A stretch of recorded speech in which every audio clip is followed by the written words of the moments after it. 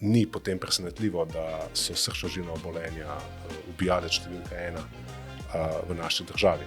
Ko jaz rečem smiselno, nikoli ne mislim, ja, zdaj pa to je za vsak obrok. Niti nihče od nas ne želi tega komunicirati. Dostikrat pa ljudje to tako slišijo. Veste, kaj rečejo nekemu živilu, da je popolno živilo, sploh ne vem, kaj to pomeni, kaj samo to ješ, pa imaš vse. In če ti to dvoje uspe, je na koncu dneva kaj? Kljukca. Hvala lepa, jaz sem za danes zmagal, grem spat, jutri ponovim. Ok, danes imamo Q&A, danes imamo en rapid fire Q&A session, to sem zdaj tako zelo po angliško povedal, ker očitno sem še pod vplivom tega jezika.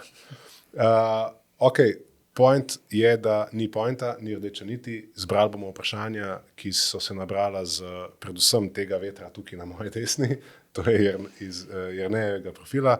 Nekaj bo oddala tudi midva, ne Lana. Par vprašanj, ki sva jih midva dobila in bomo naredili iz tega en venček. Vprašanj, ki se najpogosteje pojavljajo, ponavljajo strani vseh, ki nas spremljajo, pa vseh, ki ste tudi do zdaj si ogledali oziroma poslušali dosedanje oddaje. Ne? Tako, venček zim zelenih. Od mindseta do navad, do boljših, slabših izbir, predlogov, klasičnih prehranskih mitov in številnih drugih zanimivosti. Gremo kar začeti. Dajmo.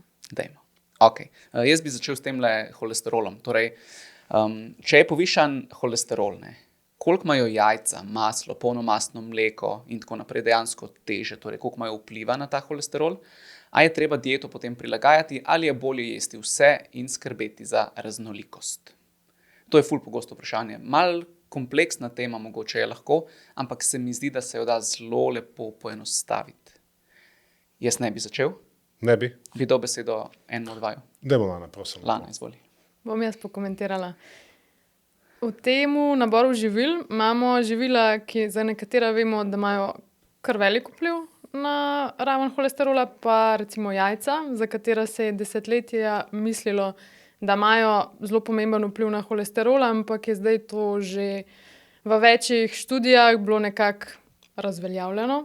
Torej, da jajca ne pašejo v skupino živil, pri katerih se moramo zelo sekirati, koliko jih pojemo.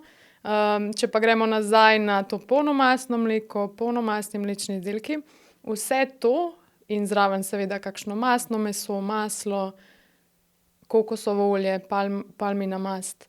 To pa so viri nasičenih maščobnih kislin, za katere ponovno v številnih zelo kvalitetnih metaanalizah, torej kakovostnih študijah, vemo, da vodijo v povišano raven holesterola in jih je dejansko smiselno, če imamo tak izvid krvne preiskave, omejevati v naši prehrani. In jaz pri tem vprašanju dejansko bi se bolj nagibala k temu, da moramo načrtno omejiti ta živila, ne moramo reči, pa saj bom tako pestro, uravnoteženo jedel, ker to je za vsakega od nas nekaj drugega. Za nekoga se to pestro prehranjevanje zdi pa dobro, namesto da zdaj pojem 50 gramov masla na dan na kruhu, ga bom pač pojedel 20 gramov. Ampak mogoče mi bi pa svetovali, da probi ne masla jesti vsak dan, če je tvoj problem povišan holesterol. To bi bil moj uvod v ta odgovor. Zdaj pa lahko še kdo kaj. Všeč mi je ta, there are levels to a balanced diet. Torej imamo različne nivoje uravnoteženosti. Za nekoga je uravnoteženo, jem vsake toliko časa ok, ampak tudi vsake toliko časa jem pa kar nekaj, ne. Ampak to pomeni nekaj drugače, ker večino časa jem ok, pa vsake toliko časa jem kar nekaj. Kar nekaj je zelo grdo povedano, ampak vse veste, kaj mislim, ne. Kar se tiče holesterola, ful dobro si povedala, ker je živila omejiti. Se je pa pol smiselno tudi vprašati, kaj pa zdaj jesti namesto teh živil. Torej, če izločimo recimo maslo kot vir maščobe, s katerim drugim virom maščobe ga zdaj lahko nadomestimo, da bo pa tista druga maščoba imela na nas bolj koristen učinek, kar se tiče holesterola. In tukaj so polinenasičene maščobne kisline, tisto, kar pač iščemo, ne. Torej, zamenjamo maslo za neke rastlinske vire maščob, kot so olivno olje, sploh ni toliko dober nadomestek zares, kar se tiče maščobno-kislinske sestave. Saj je ok, ampak ne bo imel tistega kontraefekta na holesterol, kot ga ima recimo maslo, ne. Torej, polinenasičene maščobne kisline, govorimo o raznih repičnih oljih, govorimo o oreščkih, govorimo o omega-3 mastnih ribah in tako naprej. Torej, to so tista živila, ki jih je na mesto polnomastnih mlečnih izdelkov in mesnih izdelkov smiselno dati v prehrano. Pa zelo koristno je tudi povišati vnos polnovrednih ogljikovih hidratov, ergo povečati vnos prehranskih vlaknin. A sem jaz na vrsti? Ti si na vrsti. Yes. Ja, to je to, tukaj smo skladni. Mogoče širša slika. Še od 50 let, če se ne motim, pa še posebej tja do 70 let prejšnjega stoletja dalje, so bile že pionirske raziskave narejene, mislim, da strani Ansela Keesa, kjer so ugotavljali, da v bistvu ni holesterol živil tisti, ki ima negativen vpliv na povečanje ravni holesterola v krvi, ampak se je to delež nasičenih maščob. In ko so v raziskavah, kjer so zamenjavali vnos masla oziroma vira živil z izrazitim deležem nasičenih maščob, to nadomeščali z rastlinskimi olji, ki imajo oljčno olje, si izpostavil, oljčno olje je boljša menjava, ampak vseeno vsebuje oljčno olje še vedno 20% približno nasičenih maščob.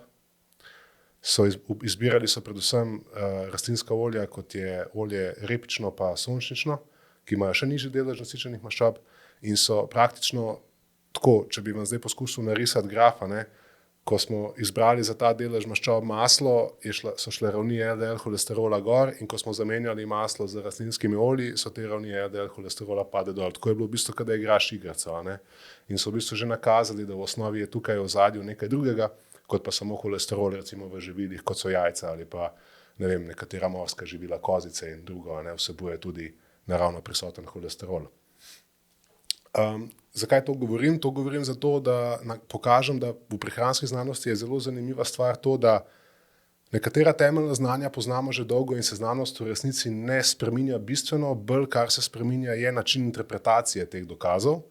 Se pravi, zaradi nekih različnih pristranskosti in interesov, pogosto tudi strokovnjakov, potem vzamejo kose literature in jih potem interpretirajo malo po svoje, seveda laična javnost glih ne zna jih zdaj tukaj loviti, mediji pa zelo radi potem povzamejo njihovo avtoriteto in še malo dodatno začinijo te trditve. In potem dobimo to, kar imamo. Se pravi, dobimo vtis, da si prehranska znanost kar skozi malo premišlja. Če pa znamo interpretirati bolj odgovorno in objektivno dokaze, pa ugotovimo, da v bistvu se najbolj temeljna znanja že desetletja praktično samo nalagajo in utrjujejo. In podobno je pri holesterolu in vplivu nasičenih maščob, predvsem na LDL holesterol, ki je vzročno vpleten kot dejavnik tveganja za bolezni srca in ožilja in aterosklerozo. Zdaj, kar se prehrane tiče, mogoče spet malo širši pogled. Ja, vemo, viri nasičenih maščob. Mislim, da je evropsko stališče Evropskega združenja za aterosklerozo celo takšno, in to je usklajeno tudi z drugimi ustanovami, ki regulirajo to področje, da je vnos nasičenih maščob, ki je višji od 9 oziroma 10% skupnega energijskega vnosa, že samostojno predstavlja zelo pomembno tveganje za razvoj srčno-žilnih obolenj. Zato se svetuje, da generalno v prehrani omejujemo delež nasičenih maščob pod teh omenjenih 10%. Kaj to v bistvu pomeni v nekem razumljivem jeziku? Če imamo prehrano recimo z 2000 kalorijami ali pa 2500 kalorijami, to pomeni, da bi bilo idealno, če bi bil delež nasičenih maščob v tej prehrani nižji od recimo 20 gramov na dan. Kaj to pomeni še bolj konkretno? To vam je v resnici 1 žlica masla ali pa 2 rebri čokolade ali pa pomagajte mi. S čim bomo še? Ta 1 žlica masla je dovolj zgovorna, ker to pomeni samo ta 1 žlica masla, brez da bi potem še malo nekega mastnega mesa, pa še malo čokolade, pa še malo piškota. Sira. Pa še malo sira. Sirnega namaza, recimo. Mastne salame, zelo popularna živila v prehrani Slovencev. In če pogledamo konkretno podatke, kje imamo težave, tudi te podatke imamo, so javno dostopni, Statistični urad Republike Slovenije nam daje na vpogled te informacije vsako leto. Prehrana Slovencev, če se prav spomnim za preteklo leto, vsebuje precej več maščob, kot so smernice, in ogromno za ogromno presegamo delež teh priporočil po nasičenih maščobah. In ni potem presenetljivo, da so srčno-žilna obolenja ubijalec številka 1 v naši državi. Predvsem ostalimi bolezni namreč so. Tako da, kaj je v bistvu zdaj pod črto, kaj to pomeni? Ne? Da dosti ljudi ima izraženo genetsko predisponirano tveganje za srčno-žilna obolenja. To se vidi že, da tudi če počnejo dosti stvari prav, se jim na izvidih pokažejo povečane ravni LDL holesterola še posebej.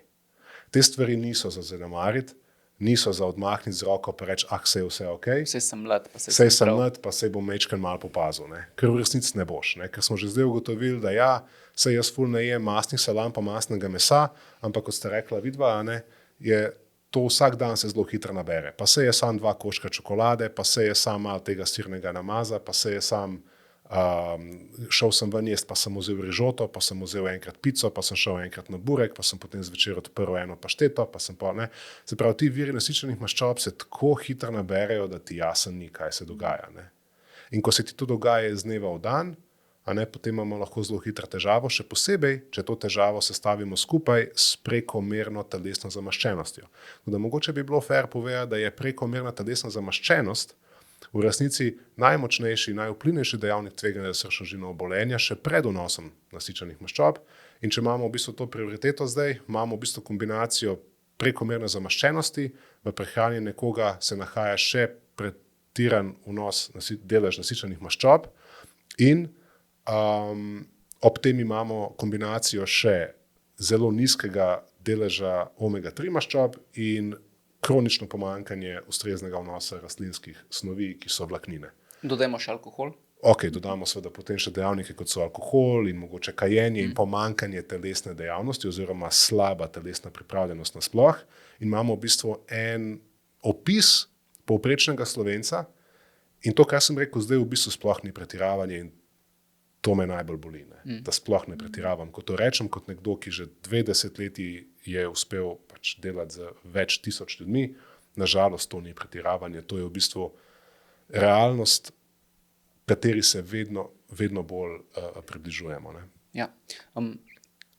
Omenil si, da je povišan vnos nasičenih maščobnih kislin, torej čez 10% skupnega energijskega vnosa, samostojno tveganje za določena kardiovaskularna stanja. Kaj to pomeni? Tudi če imate zdravo telesno maso in nobenih drugih pridruženih tveganj, je lahko to samostojno tveganje za to, da dolgoročno to ni ok. Ne? In tega se je ful dobro zavedati. Hvala, da si to izpostavil. Ravno zaradi tega sem zdrav, imam zdravo telesno maso, športam, vse super, LDL je pa stalno tam okrog 6. Ker to namreč pomeni vzročno. Uporabil sem besedo vzročno, ne namenoma, zato ker pri prehrani v osnovi ni zelo veliko vzročnih povezav, ko govorimo o dokazih. Dosti je korelacij, dosti je nekih povezav, ampak dostikrat so ti povezani tudi z drugimi dejavniki. No, ko omenim besedo vzročno, to pomeni, da dejansko neodvisno od vseh ostalih dejavnikov, pa ne je konkretno v tem primeru vnos nasičenih maščob, pa neodvisno od vsega ostalega povezan z povečanim tveganjem. Ampak tukaj bi izpostavil tako, ne. Zdaj, če jaz pijem 2 pivi, pa grem voziti od Ljubljane do Portoroža, to ni nujno, da bo šlo nekaj narobe. Ni nujno, da bom treščil v prvi kandelaber. Tveganje pa je povečano, se pa strinjamo. Tega ne moremo zanikati. In če jaz konstantno uživam pretiran vnos nasičenih maščob, to ni nujno, da bom razvil srčno-žilno obolenje. Ja, niti čez 10 let ne. Ni nujno. Ampak čez 40? Ni nujno, ampak tveganje je povečano. Tako. Samo to želim povedati. Ko omenjamo tveganje, je potrebno tveganje razumeti v pravem kontekstu. Tveganje ni garant, da se bo nekaj zgodilo. Tveganje je tveganje, skozi se igramo malo z ognjem. Pri enih ljudeh se bo užgalo prej. Eni ljudje pa kar dobro tolerirajo vročino. In bojo mogli veliko stvari še drugih narediti narobe, preden se bo zares užgalo. Ampak ko se bo pa fejs gorelo. Ja. In ljudje smo znani po tem, da kategorično podcenjujemo to vrstna tveganja in ne delujemo glih najbolj preventivno radi. Ponavadi se ukvarjamo s tem, kaj pa pol, ko se nekaj zgodi. In ko ravno smo pri preventivi, jaz vedno rečem ljudem, ko sprašujejo, kako pa zdaj vem, koliko imam holesterola, kako pa vem, a sem šel v nekih zdravih merah. Če si ga greš enkrat letno zmeriti k zdravniku oziroma v nek laboratorij, torej narediš ta blood panel, lipidogram, zelo hitro in zelo poceni dobiš te stvari, so blazno poceni neke okvirne vrednosti in na podlagi tega je potem smiselno pol prehrano prilagajati oziroma ne prilagajati, če temu pač, če vrednosti niso povišane. Jaz imam tukaj recimo srečo kot zanimivost, sem očitno nek genetski mutant in moje vrednosti LDL so bizarno nizke. Varianta skoraj nezaznavne. Kar je super, ne? Tveganje za neka obolenja sploh ne obstaja zares, vsaj neznatno. Ampak še zmeri, splača se kljub temu prehrano imeti pestro, uravnoteženo in brez nekih pretiravanj. Ne boš se za to zafrkaval, pa ker vse eno. Hvala, ne bom jedel čokolado iz konca vsak dan. Jaz sem neodporen. Jaz sem v bistvu odporen. Jaz sem odporen in meni nič ne bo. Ne. Jajca si omenila prej Lana na začetku. Ne? Jajca so vedno polemika tukaj. Koliko zdaj na dan, koliko jajc na teden, koliko je ok. In mi je ful zanimivo, ker je težko odgovoriti na to vprašanje. Ker to vprašanje je identično vprašanju, koliko krompirja na dan je ok. Ali pa koliko banan na dan je ok. Ali pa katerega drugega živila na dan je ok. Malo težko je na to odgovoriti. Ne? Odvisno od več stvari, seveda, ampak zelo verjetno je tako, glede na to, koliko so jajca hranilno bogata in na kakšne načine se jih da vključiti v neke uravnotežene obroke. Če uživaš jajca vsak dan in če ne pretiravaš z nekimi ostalimi viri nasičenih maščob, maslo, čokolade in tako naprej, ni noben problem, če so jajca na meniju popolnoma vsak dan. Ali se mogoče s tem ne strinjate? Res, da smo si ljudje med sabo različni glede na odziv na holesterol iz hrane, ampak 1, 2, 3 jajca na dan v okviru uravnotežene prehrane načeloma ne predstavlja problema. Ali pač? Pred leti sem pogledala literaturo na to temo in dejansko so bili zaključki, pa ne vem, je bil zdaj to sistematični pregled ali je bila metaanaliza, nima toliko veze. Strinjali so se avtorji, da tam od 1 do 4 jajca na dan nima nekega klinično pomembnega vpliva na raven holesterola, s tem, da mislim, da so omenili, da je bilo to pri zdravih posameznikih. Torej, mogoče za nekoga s poznanim srčno-žilnim tveganjem, s presnovnim sindromom, kjer mogoče je smiselno tudi kakšen vir holesterola v prehrani omejiti, je smiselno pogledati, kakšen imaš trenutno raven holesterola, pustiš jajca v prehrani, se ukvarjaš z nasičenimi maščobnimi kislinami, spet preveriš čez 2-3 mesece in po vsemu, kar zdaj vemo, pričakujemo, da bo že to dalo dovolj velik efekt in da bojo jajca lahko ostala v prehrani.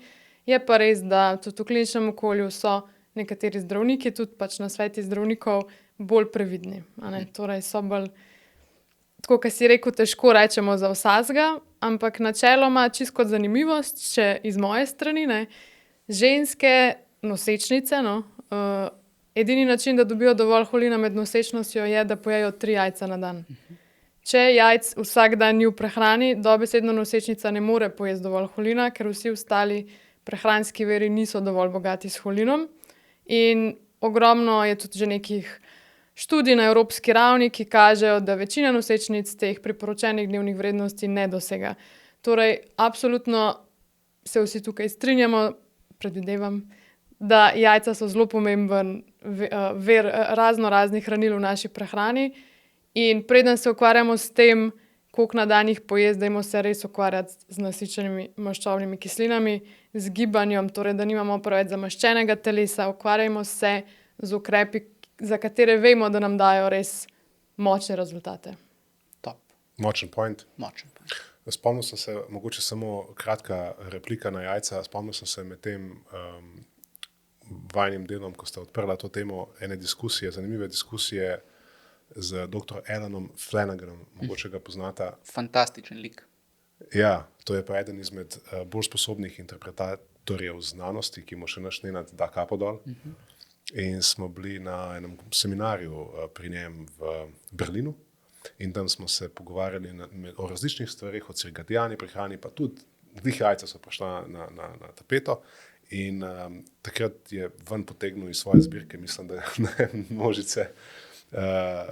množične zbirke literature, tudi en kos, kjer je bilo pokazano, da so v bistvu jajca, ko primerjamo vpliv uživanja jajc na nek general health outcome, v bistvu dosti benigno oziroma neutralno živilo.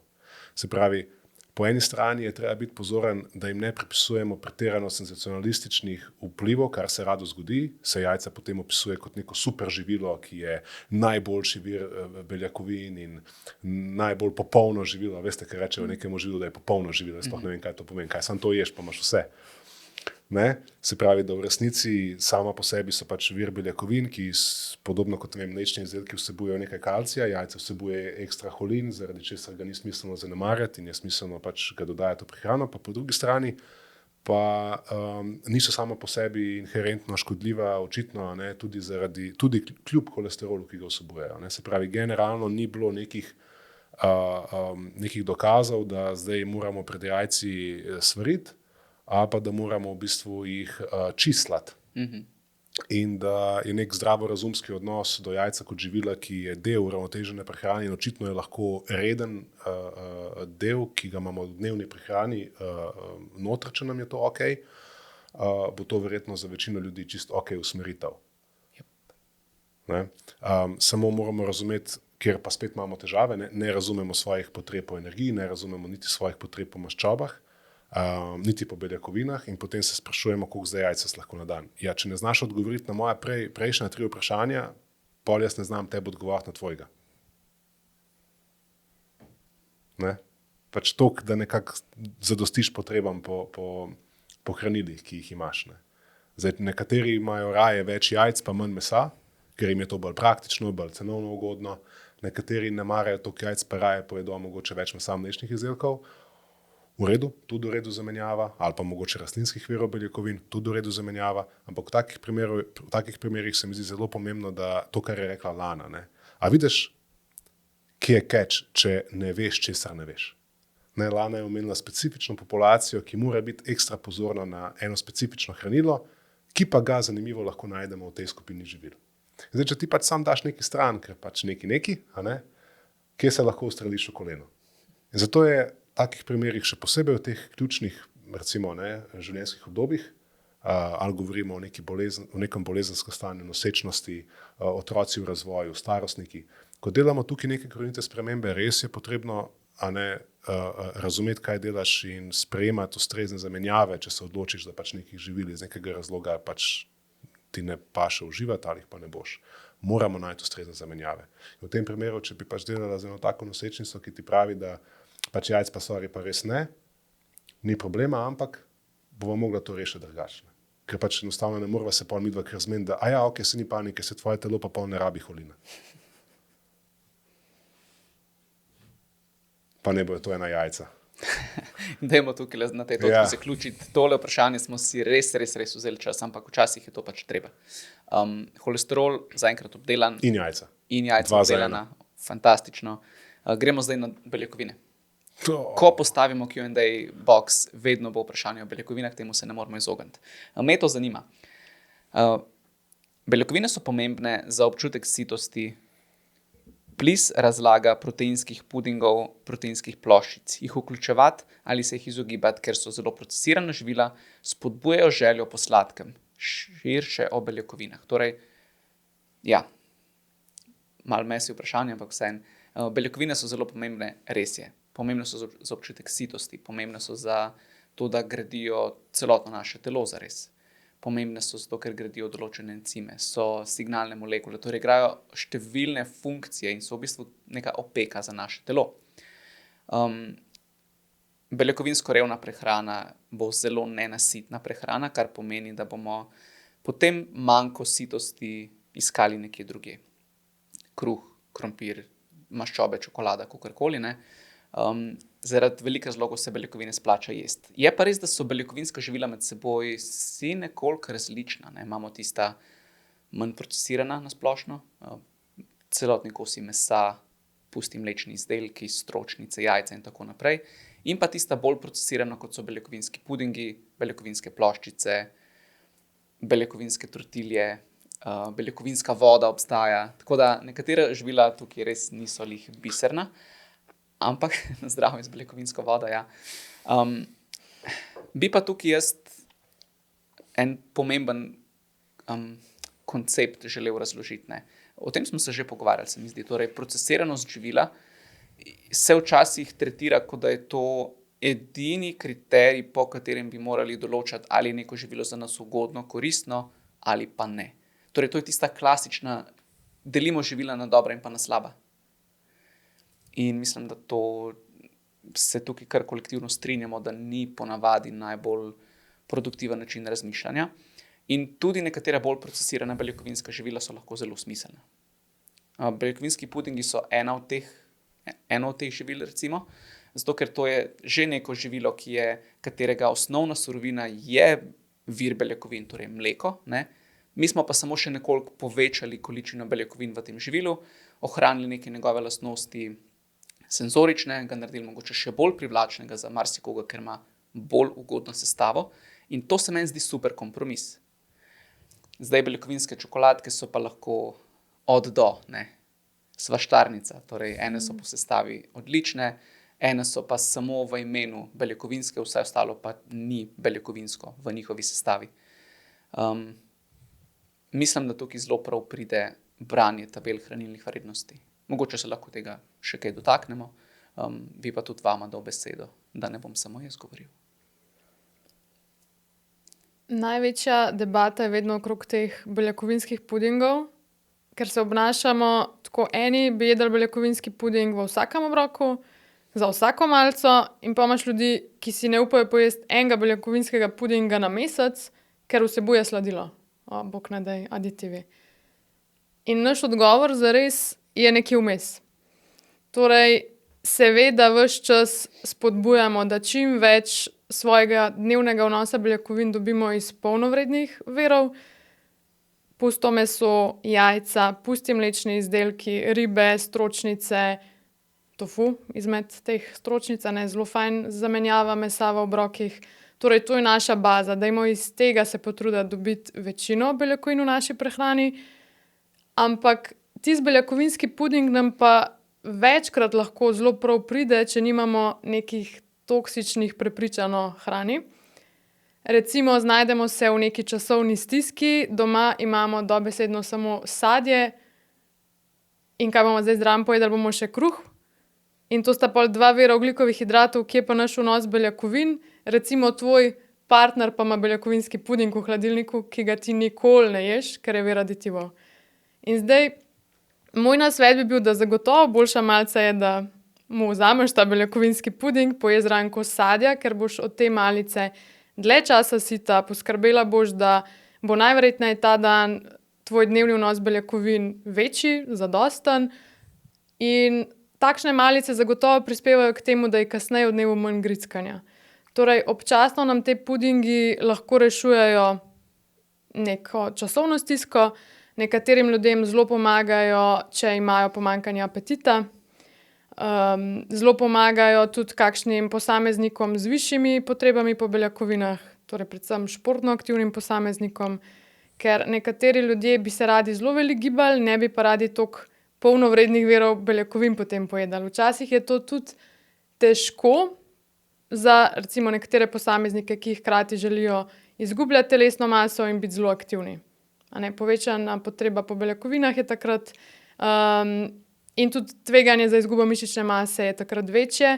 In predvsem v teh scenarijih se zanašati na kakšen beljakovinski puding, beljakovinski napitek za malico, tudi na prehransko dopolnilo z beljakovinami v prahu, je takrat smiselno. Ampak ko jaz rečem smiselno, nikoli ne mislim, zdaj pa to je za vsak obrok. Niti nihče od nas ne želi tega komunicirati. Dostikrat pa ljudje to tako slišijo. Ja, torej nikakor naj nima to prednost pred ostalimi polnovrednimi živili, ne bo to, če mi s tistimi živili, ki si jih prej omenila, ne uspe pojesti dovolj beljakovin, ali mi lahko beljakovinski puding pomaga. In odgovor je ja. Samo, če nimamo toksičnega razmerja s hrano. To je odličen line. Jaz še kar ne morem verjeti, da je lahko Lana tukaj javno pozvala ljudi, da naj svojim partnerjem jemljajo beljakovinske pudinge. Se lahko novega kup. Ok. Ja.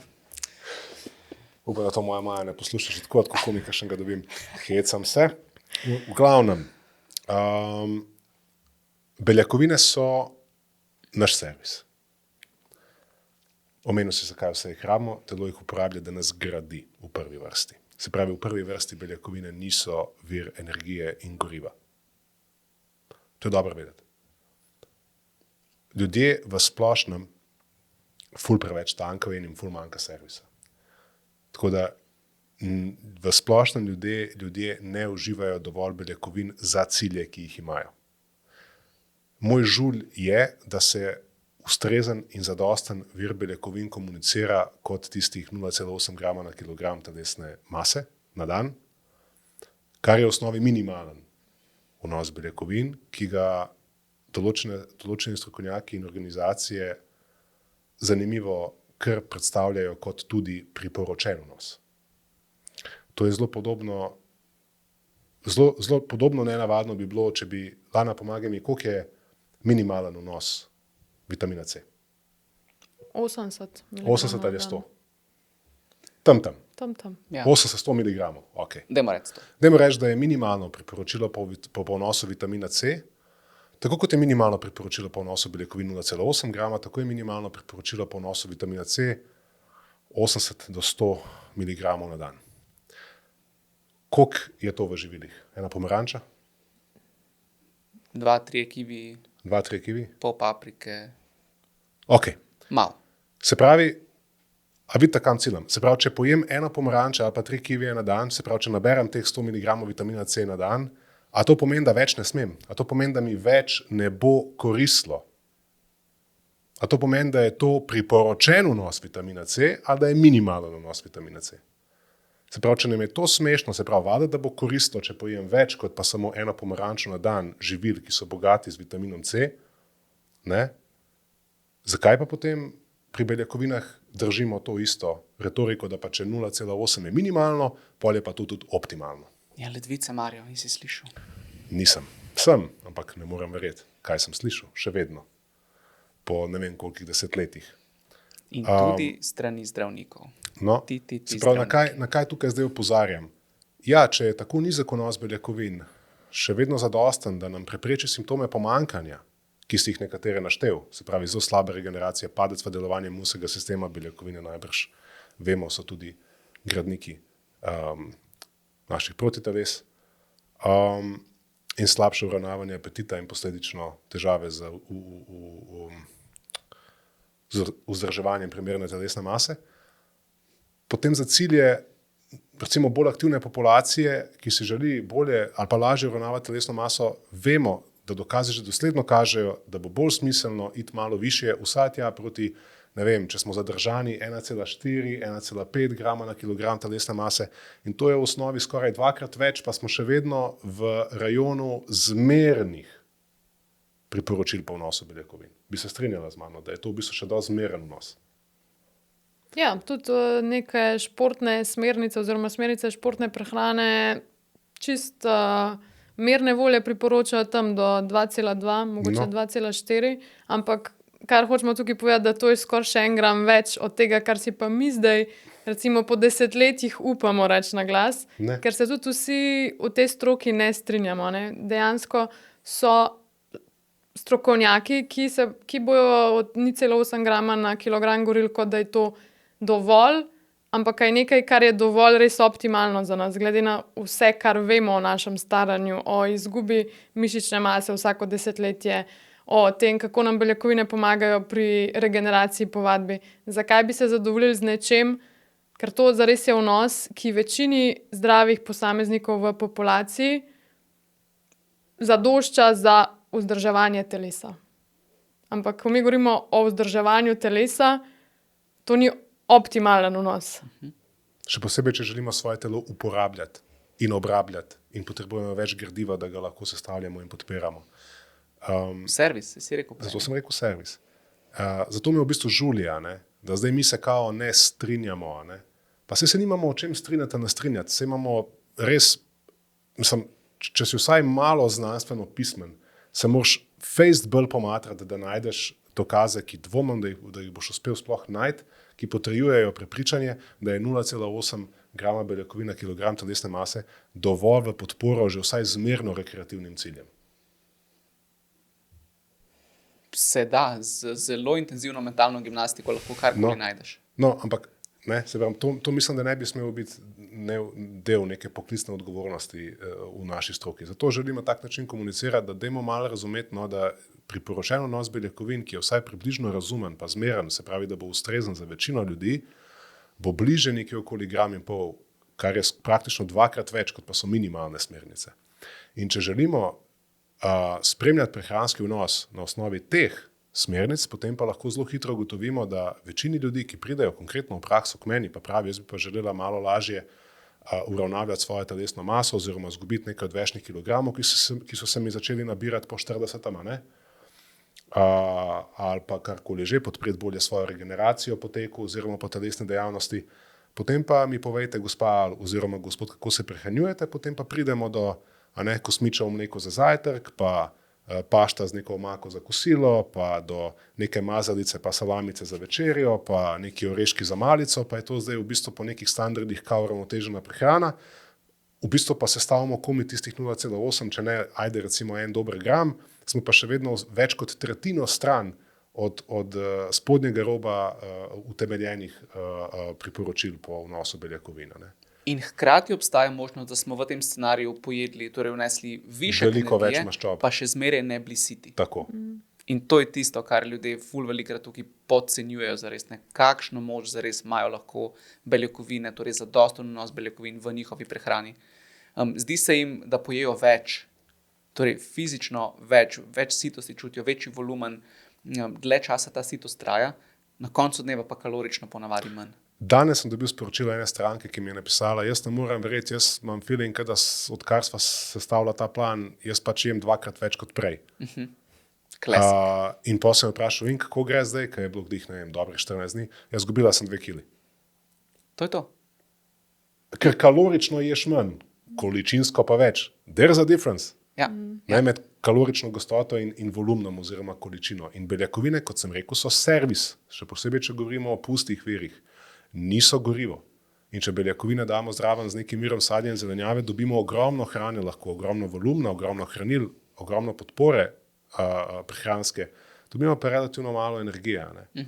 Zdaj, če nimamo zelo visokih energijskih potreb, potem je to way to go. Ne? Moramo pa pač vedeti, da če pa imamo više energijske potrebe, recimo da športamo, pa to ni way to go. Ne? Pol pa še več tega ne bo, še bolje. Potem bo pa treba začeti malo bolj tankati. Tankali pa ne bomo z beljakovinami. Tako da, kar želim povedati, je samo to, da pri beljakovinah me motita ta dva ekstrema. Se pravi, na eni strani so tisti, ki zapriseženo zagovarjajo, da so vsa beljakovinska živila absolutno odveč in nepotrebna in da dobimo dovolj beljakovin že tako, že samo, če se peljemo mimo plakata, ki jih oglašuje. In drugi del ekstrema, ki bo pa v bistvu beljakovina, razumeš, Madane, kot si sam rekel, a ne trpel povsod in počez vsega in bojo to zdaj proteinski šejki med proteinskimi obroki s proteinskimi pudingi po proteinskih sladicah.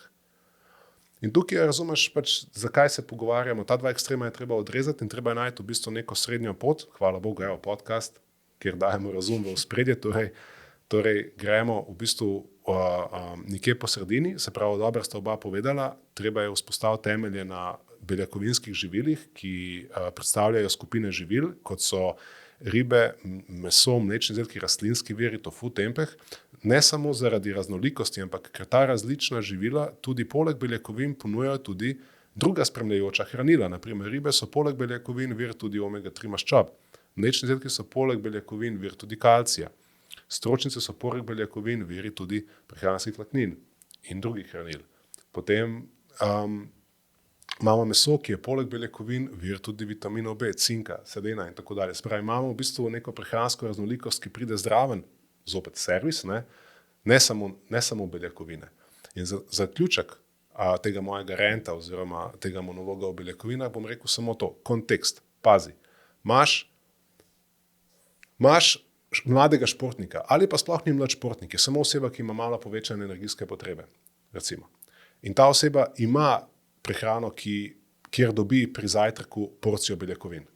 Ima prehrano, kjer pri kosilu dobi dobro porcijo beljakovin. Kako se namreč o beljakovinah pogovarjamo? Rabiš dovoljšno porcijo pri vsakem glavnem obroku, tako se začne temelj. In recimo, da to imaš. In potem ima recimo neko ustrezno beljakovinsko ogljikohidratno podporo v času svoje aktivnosti, treninga, telovadbe, teka, kakorkoli že. In potem poje za večerjo tudi glavni del obroka, kjer ima zopet en ustrezen vir beljakovin, ki ga pospremi seveda, osredotočil sem se samo na beljakovine, ne? Ima zraven tudi vire ogljikovih hidratov, uravnoteženo prehrano namreč. In zdaj kontekst. Zakaj bi ta oseba zdaj, če rabi še recimo dodatno, je lačen, rabi še dodatno energijo, rabi še sladico, recimo da mu zvečer paše še nekaj sladkega malo za posladkati se. Ker on se je zdaj najedel, on bo se zdaj šel leč na kavč in zdaj bi on rabil še nekaj malo. Zakaj bi zdaj mi tej osebi, ki ima dovolj beljakovin že v svoji prehrani nasploh, dal zvečer zdaj še beljakovinski puding?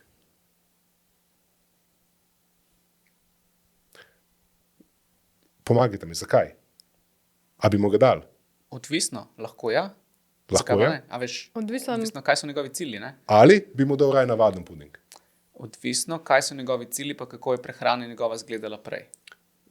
Ampak zelo verjetno, če je pojedel dovolj beljakovin, primerno porcijo pri vsakem obroku, pokril svoje dnevne potrebe, mu nek višek ne bo zares koristil, zdaj ne bo mu škodil, Ja? ampak hkrati tudi navaden puding mu zelo verjetno lahko hkrati koristi in tudi verjetno mu ne bo škodil. Tako da pri večini oseb bi lahko izbrali ali enega ali drugega. Ali enega ali drugega. Tako. Tako je. Ampak apeliral sem na to, da razlika med beljakovinskim pudingom in navadnim pudingom je predvsem v tem, da beljakovinski puding vsebuje manj sladkorjev in več beljakovin, navaden puding pa manj beljakovin pa več sladkorjev. Se pravi, en bolj tanka, drug bolj servisira, če uporabim to prispodobo.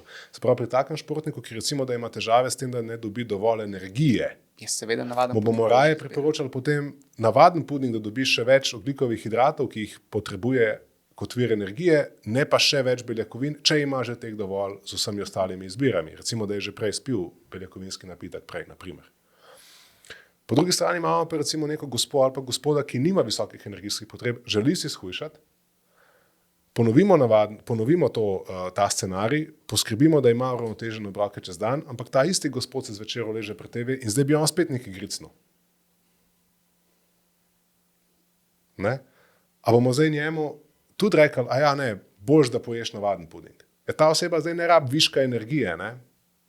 Se pravi, taki osebi, če kaj, bomo potem svetovali raje dodatno porcijo beljakovin oziroma nekega servisa, se pravi, raje pojej nekaj, kar ima več volumna, manj kalorij, raje kosadje, raje beljakovinski puding, raje ekstra porcijo zelenjave. Ne? Se pravi, ne še dodatno porcijo nečesa energijskega.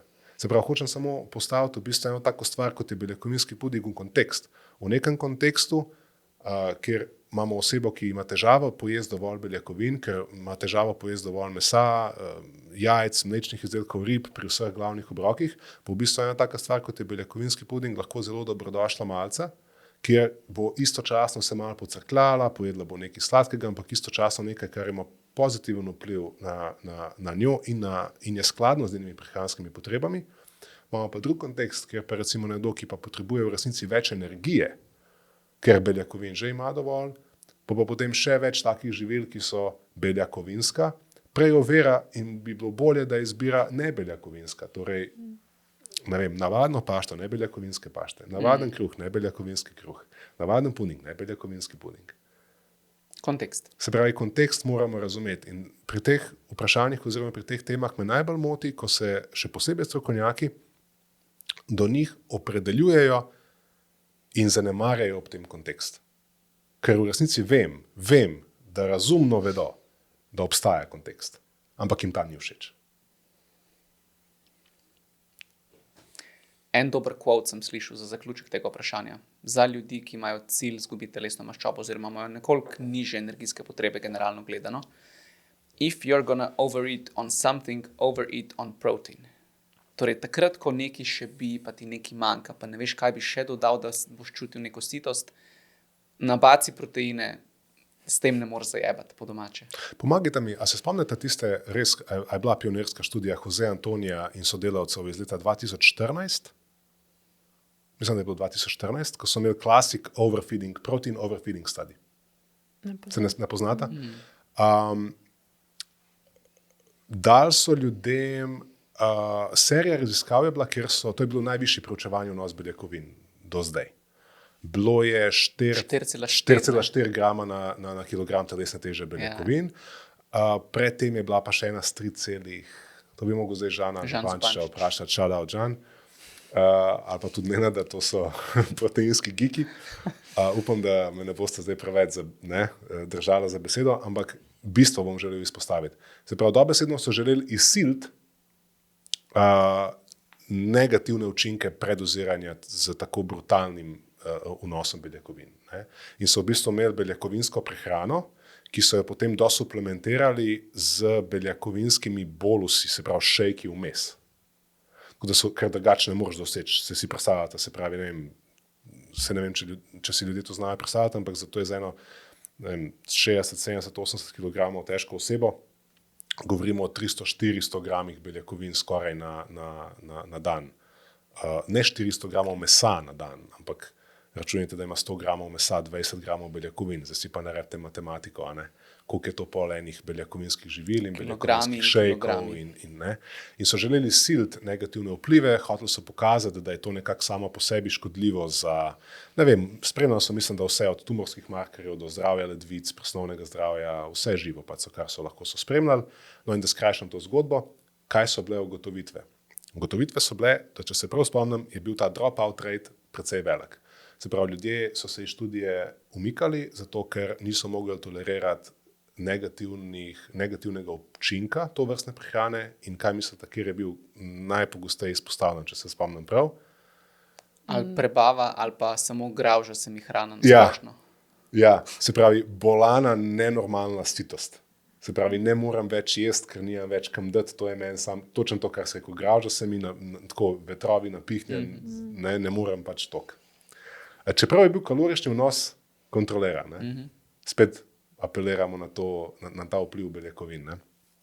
Potem druga stvar, ki so ugotovili, da tudi tako brutalno, nevzdržno, nerealen vnos beljakovin v tistem obdobju trajanja, mislim, da je bil 6 tednov, kar v bistvu ni ful dolgo, je pa dovolj dolgo, da bi se v tem času, če bi se imeli kaj ful za pokazati, bi se lahko že pokazalo, niso uspeli pokazati nobenih negativnih učinkov na noben parameter zdravja, kar v bistvu je samo še tudi kasneje potem dodalo k tej premoči dokazov, da beljakovine same po sebi ne povzročajo ničesar slabega. Analogija tukaj je, da če imamo mi že neko poškodbo v organu, ki je odgovoren za presnovo beljakovin, recimo ledvice, če imamo težavo z ledvicami, potem seveda ne bomo hiperdozirali beljakovine. Spomnim se primerov ledvičnih bolnikov, s katerimi sem delal, tam moramo zelo upoštevati, Lana, ti če to bolj veš, kakšne so smernice, vse tja mogoče po 1 gram, 1,1, 1,3, vem, da so zgornje meje že. To so že za tiste, ki so sarkopenični, imajo premalo mišic. Dejansko pri tistih s kronično ledvično boleznijo govorimo lahko o priporočilih pod 1 gram, ampak to vse te pacienti delajo ponavadi tudi v kliničnem okolju s kliničnim dietetikom, ki njim specifično prilagaja hrano in ne moramo, ker smo prej bili pri mentalni gimnastiki, dostikrat vidimo povezavo, torej tisti s kronično ledvično boleznijo rabijo manj beljakovin, dajmo mi preventivno jesti manj beljakovin, da varujemo ledvice, ampak to ni povezano. V bistvu intervencija prehrane z nižjim vnosom beljakovin pri kronični ledvični bolezni, to je posledica bolezni. Hvala. Ne pa vzrok za bolezen. Ni bil to vzrok za bolezen, ampak se mi zdi, da če nimamo dovolj znanja ali pa se preveč ne spustimo dovolj globoko v prehrani, ta dva podatka ločeno vidimo in ju damo skupaj in potem svetujemo 0,8 just to be sure. Za vsak slučaj. Tukaj uporabljamo analogijo, da recimo, da imaš poškodovan gleženj. A bomo svetovali nekomu, ki ima poškodovan gleženj, da ne dela šprinte v klanc, ker šprinti v klanc so ful dobri za visoko energijsko porabo in za kurjenje kalorij. Ja, sicherno. Ne bomo. Ampak lahko rečemo, da šprinti v klanc povzročajo poškodbe gležnjev. Isti point, ja. Isti point. Se pravi, ne moremo. Se pravi, višji vnos beljakovin je vedno znova pokazan, da ne povzroča bolezni ali težav presnovnih ali drugačnih zdravstvenih. Seveda pa to ne pomeni, da pri osebah, ki že imajo te obstoječe težave, da pa takrat je pa ful smiselno pretiravati z beljakovinami. Treba je najti v bistvu nek drug kompromis oziroma obhod. Ampak nazaj k bistvu. Kar so uspeli še pokazati je, da so bili učinki pri udeležencih v raziskavi ob tako brutalnem vnosu beljakovin body recomposition. Se pravi, zgubljali so odvečno maščobo, pridobili so nek manjši delež mišične mase, kar se mi mislim, da niti ni zdelo ful relevantno, ker je bilo pač to mogoče neka zanimivost samo. Kar mi je bilo pa zanimivo, da kljub blažjem kaloričnem surplusu, se pravi, da so vnašali celo s tem več kalorij, kot so jih predvideno uspeli porabiti, da niso pridobivali odvečnih kilogramov skladno za neko energetiko, ki je bila pričakovana, in razlog za to je bil pripisan ravno temu termičnemu učinku beljakovin, ki vemo, da je pri beljakovinah za beljakovine najvišji. Se pravi, vemo, termični učinek samo pomeni, da se določen delež kalorične vrednosti živila porabi že samo zato, da se to živilo prebavi oziroma presnovi, in pri beljakovinah je ta, dajmo reči, cena, če pojemo recimo za 100 kalorij iz beljakovinskega živila, v resnici izkoristimo nekih 75, se pravi nekih 25 do 30 bi bila ta termični učinek pri beljakovinah odvisno od vira, dočim recimo pri ogljikovih hidratih je tam, ne vem, od 4 do 10, pri maščobah v bistvu še manj, ga skoraj ni, spet odvisno je to zdaj olje ali orešek. Ampak tukaj je ta v bistvu učinek, termični učinek hranjenja pri beljakovinah izjemno visok, se pravi, da lahko pride do tega. To ni bil nasvet, da pretiravamo z vnosom beljakovin, vračamo se nazaj na tistih 1,5, pa tja, kot je rekla Lana, do 2, ampak samo da vidimo, v bistvu, kje imamo težavo z razumevanjem nečesa tako osnovnega, kot je v bistvu beljakovina in koliko jih potrebujemo, ker si napletemo, ti si uporabila zelo dober izraz, ta toksičen odnos, napletemo si v bistvu toksične misli okoli enega živila in mislimo, da je v bistvu zdaj to, kar samo po sebi ključno za karkoli v resnici. Gre pa samo za možnost izbire, ki jo lahko uporabimo, da nam pomaga rešiti nek problem ali pa narediti nek problem. Let's wrap the protein thing up. Torej, proteinski pudingi lahko so lahko so ena od izbir beljakovinskih živil, na katere se do neke mere v manjšem procentu zanašamo, dajmo pa vsem poskrbeti, da večina beljakovin pride iz nekih polnovrednih virov, ki nam poleg beljakovin dajo še marsikatera druga hranila zraven. Ne rabite se beljakovinskih šejkov, pudingov, barsov, karkoli, bat kot hudič križa, naj pa to ne bo prva beljakovinska izbira. Tako. 1 uro smo in smo odgovorili na 2 vprašanji. Ne, ful več. Dajmo mičkan pospešiti mi tole. Ne Suzana, ampak Klavdija. Klavdijo zanima, kako se spraviti k sebi in si urediti obroke, kako se pripraviti do tega, da ne obupaš vsak dan znova. Jaz bi tukaj Klavdijo najprej vprašal, naj se vpraša, kaj je razlog za to obupanje. Ker zihar nekaj mora biti. To je zelo frustrirajoče. Torej, odločiš se spremeniti prehrano, delati neke nove navade, jesti boljše, biti bolj zdrav, ampak na koncu dneva so določeni razlogi, zakaj ti to mogoče cel dan ni uspelo in si rečeš, to je pa brez veze. Pogosto je tukaj ena stvar zelo značilna za osebe, ki tako vprašanje postavijo, in to je, da so cilji zastavljeni na začetku vsakega dneva absolutno preveč ambiciozni. Kaj to enostavno pomeni? Nekdo si želi spremeniti prehrano iz danes na jutri, torej iz 1 na 10, če se tako izrazim. Torej, tvoja prehrana izgleda po domače za nič, rad bi pa jedel, kot da si v prehrani že 15 let. Težko bo narediti tako razliko iz danes na jutri. In za začetek postaviti neke realistično dosegljive cilje, ki naj bojo raje malenkost bolj skromni, kot pa malenkost preveč ambiciozno zastavljeni. Zato, ker na ta način imaš na koncu dneva lahko feeling, jaz sem pa zmagal, jaz sem si pa zadal, da bom zjutraj pojedel nekaj dodatnega sadja pri zajtrku in da bom pojedel večerni obrok uravnotežen, dobro sestavljen, da mi po tem obroku ne bo treba še odbiti pol škatle domačice. In če ti to dvoje uspe, je na koncu dneva kaj? Kljukca. Hvala lepa, jaz sem za danes zmagal, grem spat, jutri ponovim.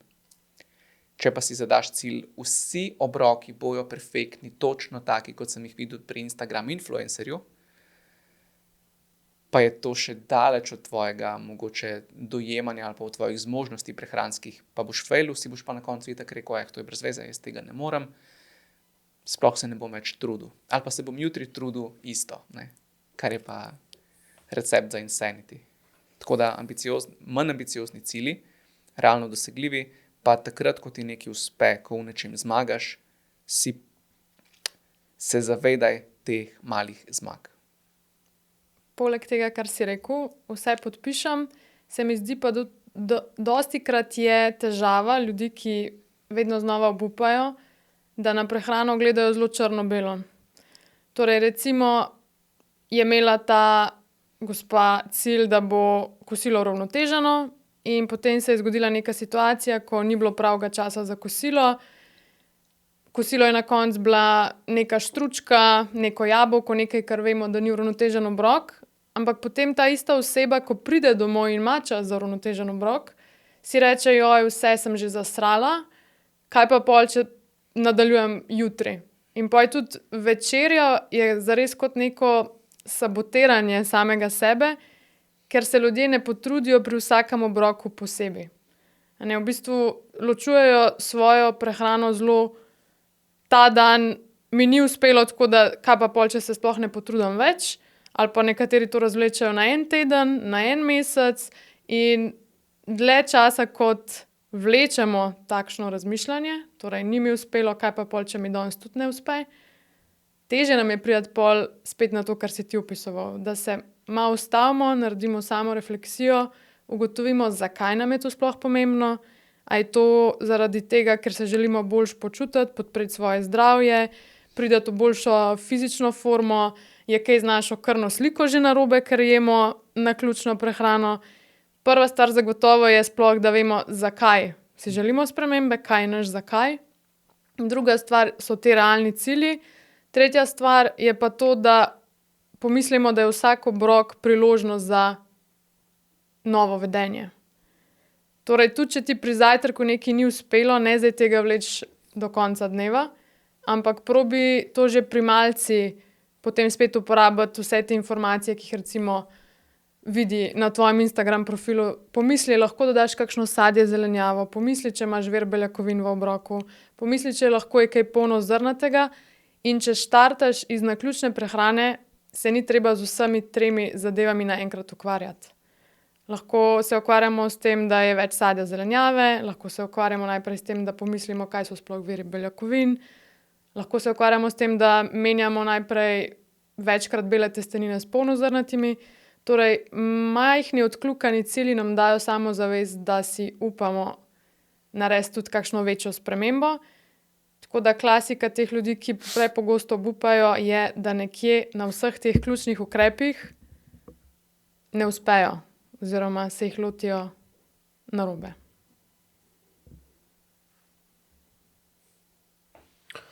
Razmišljam, kaj lahko dodam. Ker ste res to lepo sestavila oziroma razdelala. No? Po vrsti. Prvič, opažam, da je težava s fokusom. Če je fokus na rezultat, kar je zelo pogosto, ko se lotimo teh sprememb, vprašanje je do namreč kako ne obupati. Ne? Zdaj, stvar je percepcije. Ne? Če si jaz zastavim, želim si nekaj, pa je potem moj rezultat, želim si izgubiti 10 kil, ne? To zna biti tako zelo daleč stran. Ne? In ti se zalaufaš, primer, da bom spet primer, ne? Si laufamo na 21 km ali pa 42 km. In jaz sem zdaj, napil sem se kofeina, dal sem stavo, ne? In zdaj sem jaz ful nahajpan in zdaj se bom jaz 3, 4, bum, pištola, gremo, šprint, gas, evo mene, tam 15-20 sekund kasneje, 5 minut kasneje, evo mene še spredi. Ampak pa meni kapne, stari moj, to je 42 km. Če sem jaz nafokusiran na teh 42 km, to zna delovati porazno. Ne?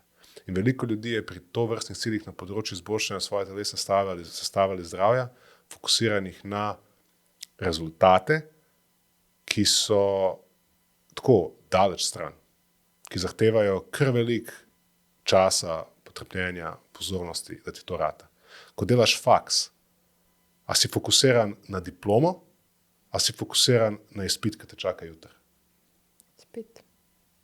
In pol, ko narediš ta izpit, a si fokusiran na diplomo pa na službo, a si fokusiran na izpit, ki te čaka naslednjič?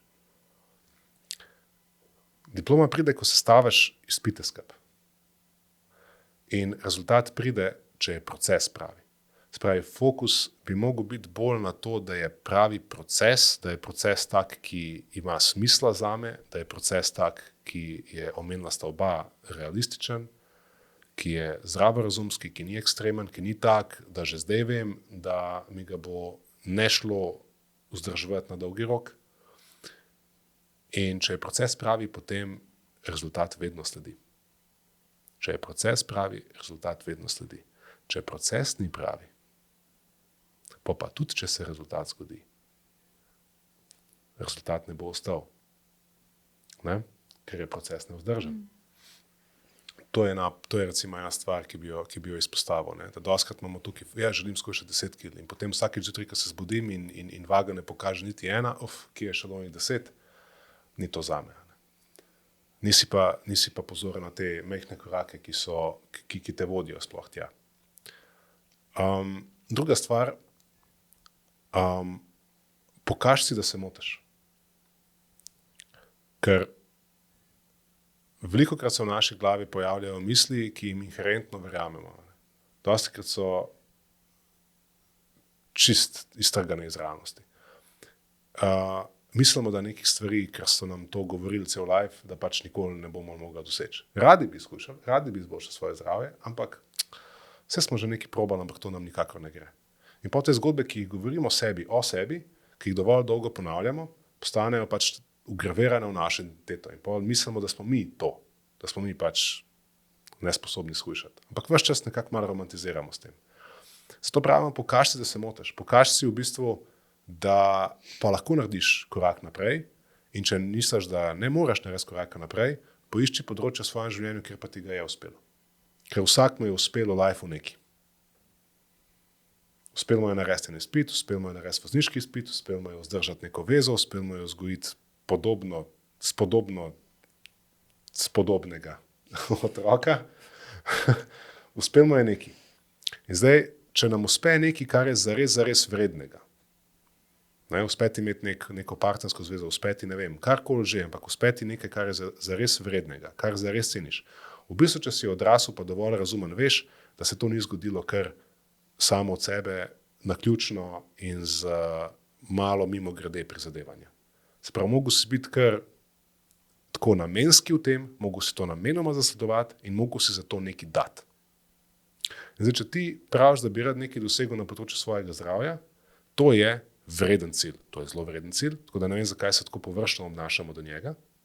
In če se strinjamo, da je to zelo vreden cilj, od katerega je dobesedno odvisno tvoje življenje, potem te vprašam, kaj si za to pripravljen dati. Ker nekaj boš mogel dati. In tukaj mislim, da je dostakrat pol težava. Ne? Ja, pa to ne pomeni, da ogljikovih hidratov stran. Ne? Samo spraviti v situacijo, da nehaš biti tak otrok v smislu razmišljanja o zelo pomembnih stvarih v svojem življenju, ker ti ljudje posvečajo več pozornosti, ko izbirajo svoj LCD TV ali pa naslednji telefon, kakor pa ko se odločajo o spremembah v prehrani in o tem, komu bojo šli na telovadbo. To ni razumno. In tukaj sam hočem reči, da to so stvari, ki so zelo pomembne za naše življenje, za naše zdravje in si zahtevajo nek trezen, razumen, odrasel premislek in pristop, tako kot je podobno zahtevalo karkoli drugega, smo v svojem življenju vrednega uspeli doseči in obdržati. In to sem sam želel nekako povezati skupaj, da moramo v bistvu pristopati z te smeri, no? Da se zavedamo, da to pač ni zdaj nekaj, kar bomo dosegli mimo grede in bomo se zaleteli kot šprinterji v maraton.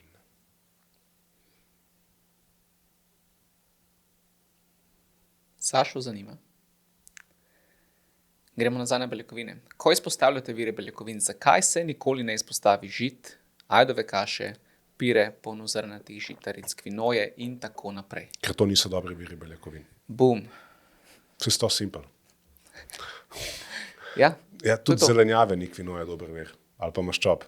Kljub temu vsebuje, kvinoja nekaj maščob, kvinoja vsebuje, ne boste verjeli, nekaj maščob. Kvinoje in ovseni kosmiči vsebujejo 7 gramov maščob na 100 gramov. To ni malo. Ja, gre za neka zrna zaresne, ki so sama po sebi seme in ja. seme je hranilno celostna stvar za to rastlino, da zraste iz nič do rastline. A to pomeni, da je kvinoja ali pa ovseni kosmič dober vir maščob? Absolutno ne. Je vir, ampak ni glih ful relevanten. Tako kot žitarice niso izpostavljene kot dober vir beljakovin, pusto meso ni izpostavljeno kot dober vir maščob, recimo. Je pa tako, ne? Je pa tako. Še zmeri bodo žitarice ali predelane ali polnovredne doprinesle nekaj beljakovin v našo prehrano. In ta doprinos lahko ni majhen. Je lahko znaten, ne bom rekel ful velik, razen če smo vegani, ampak vsem pa lahko nekaj prenese. Predaval sem v enem podjetju in je prišel do mene zaposlen, pa je rekel, čakaj malo, če si jaz skuham 200-250 gramov pašte z omako, to zame predstavlja skoraj 30 gramov beljakovin. A jaz sploh rabim še beljakovine v ta obrok dodajati? In sem rekel, da ne. Ta količina pašte, ki si jo ti pač pojedu za kosilo, je sama po sebi že zadosten beljakovinski vir za tvoje potrebe. On je zelo aktiven, sem ga videl, sem s njim govoril, človek miga, okay? In zanj to lahko predstavlja relativno celosten obrok, ne? Je pa res, da za marsikoga v populaciji naši 250 gramov suhe pašte prvič kalorično čist preveč, drugič čist preveč hrane za pojest. Jaz pojem recimo, kadar sem zmerno do zelo lačen 150 gramov suhe pašte z beljakovinskim virom in za zelenjavo zraven. Pa tudi, če je nekdo tako aktiven kot ta gospod, bo imel poleg povečanih potreb po energiji in ogljikovih hidratih tudi povečane potrebe po beljakovinah in tistih 30 gramov več ne bo enako dovolj. Res je, ampak ni pa tako, da bi mogel on dodati še 200 gramov mesa zraven tega obroka, ker bo pa to beljakovinsko Pol manj pa najbrž. dejansko preveč. Ja. Ampak kaj sem hotel povedati, ne? Včasih kdo pogleda tabelico na testeninah, na ajdovi kaši, na kvinoji, karkoli in vidi to količino beljakovin, pa si reče, pismo, pa to vsebuje več beljakovin kot grški jogurt na 100 gramov. In tudi to je resnica, ne? Ampak je spet treba tukaj upoštevati kontekst. Koliko ti poješ grškega jogurta in koliko kalorij ti ta grški jogurt v tvojo prehrano prinese in koliko poješ ajdove kaše, pa koliko ti to kalorij in s tem beljakovin prinese. Ne? Tako da ne moramo tukaj metati vseh tabelic v isti koš, ampak vedno primerjati živila znotraj iste kategorije. Ne? Torej žito primerjaj z žitom, ne mi žita primerjati z grškim jogurtom ali pa s čokolado, ker to nekaj delaš narobe. Žitarice ne bojo lih glavni beljakovinski vir, na katerega se zanašamo, zato ker enostavno se ta računica na koncu pač ne izide. Ne? Bojo pa pri veganih dokaj velik procent beljakovin v prehrano lahko prinesle, kar je treba izpostaviti. Je pa tako, da žita, čeprav prinašajo nekaj beljakovin, so to zagotovo manj kakovostne beljakovine zaradi slabše aminokislinske sestave. Ne? Tudi na veganski prehrani se svetuje vedno kombinacija žita, stročnice, zato da se vse aminokisline skupaj sestavijo in se s tem približamo aminokislinskemu profilu jajc, mlečnih izdelkov, mleka, kakšnega tofuja, ki stopa med rastlinskimi viri beljakovin. Tako da je že res, da recimo količina teh beljakovin je zadostna, ampak je to tisti moj ampak, ki ga ljudje nočejo slišati. In to so ponovadi ravno tisti ljudje, ki jim te vire beljakovin iz nekih razlogov ne jejo, bodisi zaradi okusa, etičnih prepričanj, ampak potem, pa tudi če ima ta recimo gospa nizke dnevne potrebe po beljakovinah, ker je del sedeče populacije, pa bo dosegla 0,8 grama beljakovin s takšnimi vnosi, mogoče to deluje, ko si star 20, 30, 40, ampak absolutno to ne bo delovalo več, ko bomo sploh ženske po menopavzi, pa tudi za moške, bi svetovala, da dajmo, če že smo omejeni na rastlinske vire beljakovin, to je mentalna gimnastika, da damo žita kot vir beljakovin, ker so več kot očitno vir ogljikovih hidratov, tja jih uvrščamo in ne moramo reči, da je to naš vir beljakovin v obroku. Dajmo dodati pol vsaj kakšen tofu. Če se spustimo po tej zajčji luknji navzdol, potem pridemo do spoznanja, da je vse vir vsega. In to je lahko precej problematično za ljudi, če jim želimo odkomplicirati prehrano. S tem izstopijo mnogi strokovnjaki z belo haljo na žulj, ko na tak način komunicirajo, da je treba vse upoštevati. Da je treba upoštevati vse beljakovine v vseh živilih in tako dalje. Ker takoj mi da vedeti, da ta oseba v praksi verjetno ni pomagala zelo veliko ljudem spremeniti prehrane, ker ljudje imajo pol občutek, a veš, zastrašujoče je, ne? To pomeni, da moramo vse šteti. A razumete, mi potem delamo, a veš, silimo ljudi, da delajo, da začnejo prehrano študirati, da se začnejo mogoče celo po nepotrebnem ukvarjati z podrobnostmi in malenkostmi in če hočejo temu namenjati pozornost, pomeni, da mora nečemu drugemu pozornost odstraniti. Ne, ker če ti hočeš zdaj kar enkrat vsak dan posvečati spremljanju svojega prehranskega vnosa v MyFitnessPal ali pa v neko drugo aplikacijo, to zahteva pozornost, čas, nekaj drugega boš mogel početi manj. In v tem času, v katerem živimo, ne vem, če je to vedno varna stava. In ne vem, če bi bilo bolj smiselno reči nekomu, če ima 15-20 minut lufta več danes v današnjem času, da raj bolj v luft pa uživa v dolg času, kakor pa da opisuje svoje kalorije v MyFitnessPal. Se pravi, naloga nas, strokovnjakov, bi mogla biti, da poskušamo ljudi peljati stran od pretirano nepotrebno, se pravi, nevrotičnih praks in jim pomagamo vzpostaviti nek sistem bližnjic, ki jih dovolj natančno, ampak ne preveč podrobno, varuje pred komplicirani ali pa jih še vedno usmerja tja, kamor želijo iti, ne? Se pravi, proti uravnoteženi prehrani in nekim zdravim navadam. In zato je bolj smiselno živila deliti na skupine. Kot sem rekel prej, če tega ne naredimo, potem bo vse vir vsega. Potem kvinoje tudi ne moramo šteti, oziroma kosmičev samo kot ugljikohidratni vir, pol jih moramo kot beljakovinski vir, pol jih moramo tudi kot maščobni vir. Potem, ker od enkrat avokado ni več vir samo maščob, ampak je zraven tudi treba prišteti tistih 2 grama beljakovin, ki jih vsebuje na 100 gramov in 200 kalorij. Ne? Veš, kako pa to vse skupaj sestaviš? To je pol cela trigonometrija. Ne? Še meni je to pol zahtevno to tako spremljati. Ne? In je treba ta živila nekako razporediti. In zakaj v bistvu žit in ogljikohidratnih živil ne štejemo med vire beljakovin, ker so ogljikohidratna, predvsem. Se pravi, dajmo pogledati čisto pragmatično. 100 gramov ovsejnih kosmičev vsebuje 14 gramov beljakovin, 60 gramov približno ogljikovih hidratov in 7 gramov maščob. To je pretežno ogljikohidratno živilo, dajmo ga tja parkirati. 100 gramov pustega mesa vsebuje približno 20 gramov beljakovin, kakšnih 2-3 grame maščob, mogoče 5, spet odvisno, koliko maščob uporabimo, da ga pripravimo, ali pa če je marinirano, in zanemarljivo malo ogljikovih hidratov. Torej je predvsem beljakovinsko živilo, dajmo ga parkirati tja. Polnomasten sir vsebuje sicer nekaj beljakovin, ampak vsebuje več kot 2-krat več v kaloričnem smislu kalorij na račun maščob. Torej je predvsem mastno živilo. Dajmo ga torej parkirati tja. In zdaj, ko mi razmišljamo o konceptu uravnotežene prehrane, potem bomo mogli obrok začeti sestavljati tako, da bomo dali najprej na krožnik nekaj od beljakovin, sadja in zelenjave, in potem bomo nadaljevali v smeri dodajanja goriva, predvsem iz neke škrobne priloge, in potem bomo to vse skupaj nekako podmazali, kot bi podmazali mašino z oljem, za nekaj, predvsem, če je le možno, rastlinskimi viri maščob v nepretiranih količinah. In tako bomo v bistvu zdaj mi dobili neko šablono uravnoteženega obroka. In tako je to ljudem veliko bolj jasno, če razumejo potem, da ta živila, ki si jih naštel v vprašanju, spadajo pod škrobna živila, ki so potem poleg beljakovinskega živila. Se pa strinjam, da če nekdo se želi bolj zanašati na te recimo vire, kot so stročnice in polnovredne žitarice, potem lahko eventualno zmanjša prisotnost tega primarnega dela. Ker če mi damo več recimo stročnic in polnovrednih žitaric k ogljikohidratnemu delu obroka, potem morda lahko malo zmanjšamo celokupno prisotnost mesa ali pa tofuja ali pa tempeha. Si pomagamo sestaviti dovolj beljakovin tako. Nikakor pa to ne pomeni, da v bistvu lahko s tem nadomeščamo.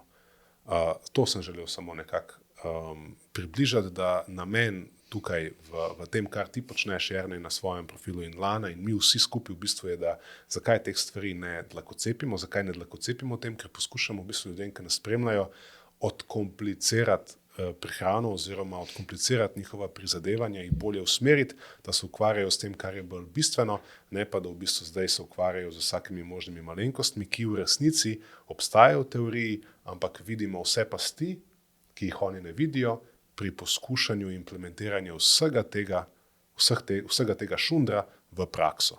Ker od enkrat potem naš življenjski slog postane, ukvarjanje z njim postane samo sebi namen. In začne izpodrivati mnogo drugega, za kar več polkrat od enkrat nimamo časa. Omenil sem samo en banalen primer in to je pač sam delati nič mogoče. Ali pa pač se posvečati čemu drugemu, kot pa prehrani. Recimo razmišljanju, kot si Recimo zadnjič razmišljanju. zelo lepo povedal. Recimo razmišljanju o tem, zakaj počnemo neumnosti in štejemo grame beljakovin v avokadu. Torej, pomembno je, kam živilo parkirate. Dajte ga parkirati tja, kamor sodi, ne pa tja, kamor se vam mogoče zdi, da bi pa mogoče v nekih pogojih za nekoga mogoče šlo. Isto je z oreščki, ne? Oreščki, super vir beljakovin. Ja, na prvi pogled v tabeli bi rekel ja. Dokler ne vidiš kalorične vrednosti. Arašidi imajo 30 gramov beljakovin na 100 gramov, to je več, kot jih imajo piščančji prsi. Ampak za teh 30 gramov beljakovin mi zaužijemo više manje 600 kalorij, kar je za manj aktivno osebo tretjina dnevnih potreb.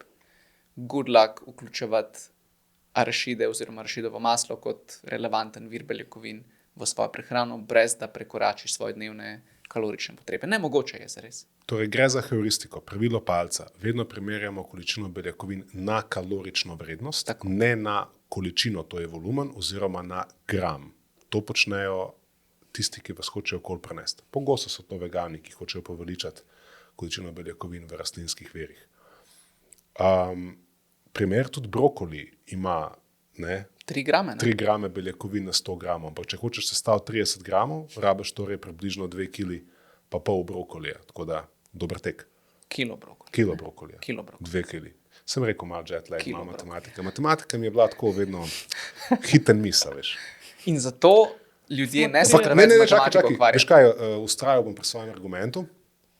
Več kot kilo brokolija, zato ker bom uporabil zelo tehten argument Lane, veš, kako spreten sem, ki je rekla, da rastlinski viri beljakovin v osnovi imajo precej slabšo aminokislinsko sestavo in če ima neko živilo slabšo aminokislinsko sestavo, zdaj se več ne hecam, mislim resno, zato tudi imamo podatke, da nekdo, ki se prehranjuje pretežno rastlinsko ali pa izključno rastlinsko, bojo potrebe po vnosu beljakovin za ljudi, ki se tako prehranjujejo, v bistvu više, ker bojo mogli z višjim vnosom kompenzirati slabšo sestavo, pomanjkljivo sestavo. Zato se zdaj malo hecam. V resnici to pomeni, da bi pol mogli pojesti več, kot pa na papirju gramov beljakovin sestavimo iz brokolija, da bi malo pokompenzirali to slabšo sestavo. Ampak ok, pustimo to po strani.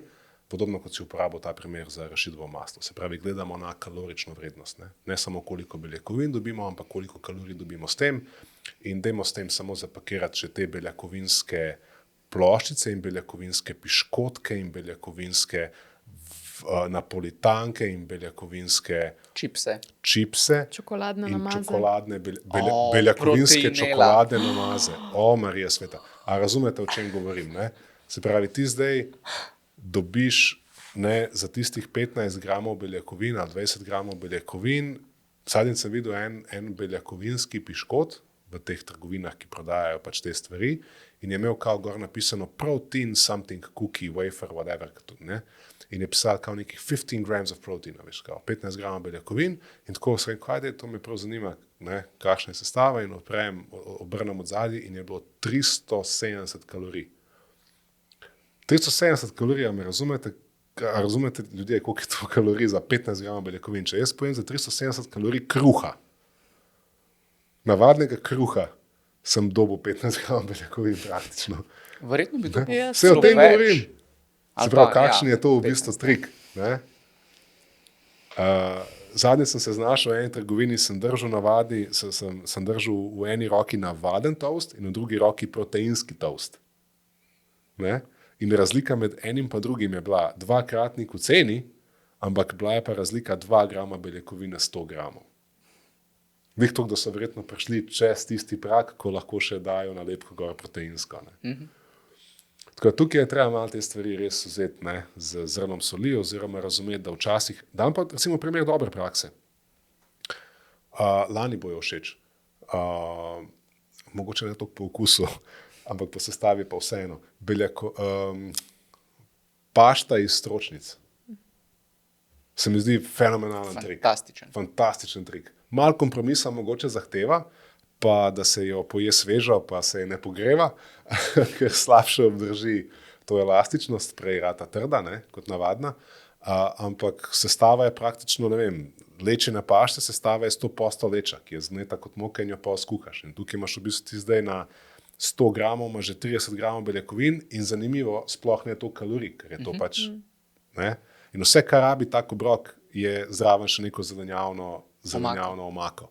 In v resnici se res lahko dosti spretno izogneš potrebi po tem, da dodajaš katerikoli drug zares vir beljakovin, pa tudi če pikico tofuja za okus, ali pa malo, ne vem, da vržeš gor pražen nekaj, ne? In imaš lahko zelo lep rastlinski obrok, ki ni po eni strani pretirano kaloričen, ne? Primer, apeliram na tistih 250 gramov pašte od onega gospoda, zelo bogat z vlakninami, ne? In tudi z dovoljšno količino beljakovin. Je pa treba opozoriti, ne imeti zelo visokih pričakovanj, da bo to, kot da bi neko belo italijansko pašto. Sem dal disclaimer, ne, da po okusu zahteva malo. Pač veš, da ješ lečo. No, ne, lečo pač ješ. Iskreni. Ja. Sam malo drugače spakirano. Torej, tako gledamo na beljakovine. Jaz imam tukaj samo še eno vprašanje, ker smo že relativno dolgi, pa se mi zdi vseeno pomembno, da ga odgovorimo. Gre za vprašanje, ki gremo lahko res v rabbit hole in bi res lahko celotno epizodo imeli, ampak vseeno, jaka te zanima poreklo hrane. Ali je slovenska industrijska hrana kaj drugačna, boljša od uvožene? Torej, pogovarjamo se hkrati o poreklu hrane in o tem, da se pogovarjamo o industrijsko, dajmo reči, visoko procesiranih živilih. Kako bi se lotili tega vprašanja? Imate idejo? Imaš ti kakšno misel?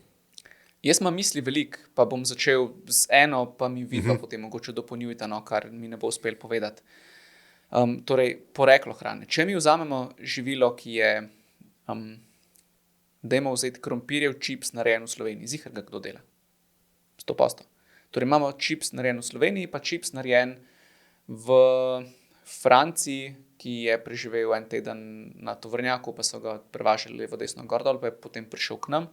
Če primerjamo ta dva čipsa, če gre za relativno podobno živilo, po sestavi zelo verjetno ne bo velike razlike. Torej, vsebnost maščob, vsebnost ogljikovih hidratov, beljakovin, ostalih mikrohranil in tako naprej bo zelo verjetno zelo podobna. In tukaj poreklo dejansko ne bo imelo skoraj nobenega oziroma bo imelo zanemarljiv vpliv na kakovost oziroma na sestavo tega živila. Kaj ti hočem povedati? Vseeno je čips prišel iz Slovenije ali iz Francije. Vseeno je čips. To moraš vedeti. Zdaj, je pa seveda res, da imamo lahko tudi živila, ki niso čips, pa je to živilo recimo meso ali pa kruh ali pa jabolko. In tudi v teh primerih, če gre za meso, neko industrijsko vzrejeno žival, zaklano, predelano in poslano k nam iz Francije ali pa iz Slovenije, tudi tukaj v sestavi zelo verjetno ne bo velike razlike. Zdaj verjetno bojo razlike minimalne v tem, kaj je ta žival jedla, preden so jo pač zaklali, a ne? To bo vplivalo največ na sestavo mesa namreč. Moraš pa še vedno vedeti, da če gre za neko govedo, je skoraj vseeno, kje je to govedo raslo gor. In tudi tisti transport na sestavo tega živila ali pa na kakovost tega živila ne bo imel nujno nekega velikega vpliva. Je pa res, da pač slabe higienske prakse in neke malomarnosti v predelavi živil se lahko pojavijo povsod, tudi pri sosedu Janezu ali pa Marjanu, nima sploh veze to, a ne? Tako da je treba se teh stvari zavedati, no. Ampak načeloma poreklo in sestava, ne vem, če je kakršnakoli zelo relevantna povezava. Dokler gre za hrano proizvedeno v Evropski uniji. To je pomemben disclaimer. Glede sadja in zelenjave, večkrat smo mi že povedali, da res ni smiselno se odločati samo, kaj trenutno raste pri nas, kaj je lokalno. Se pa lahko strinjamo, da za nekoga, ki si lahko privošči, najverjetneje nekaj, kar ni potovalo na ladji 2 meseca, bo imel večjo vsebnost hranil kot nekaj, oziroma bo imel nižjo vsebnost hranil kot nekaj iz našega okolja. To ne velja vedno, pa tudi recimo včasih ni to edini faktor, po katerem se odločamo, ker se odločamo tudi seveda, kakšna je cena tega živila.